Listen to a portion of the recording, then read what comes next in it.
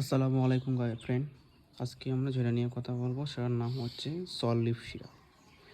এই সিরাপটি আপনারা পাবেন 200 ml প্যাকেটে পাবেন। কোথায় কোথায় পাবেন এটা আপনারা সমস্ত ঔষধ দোকানে পেয়ে যাবেন এবং কেমিস্ট্রিতে পেয়ে যাবেন।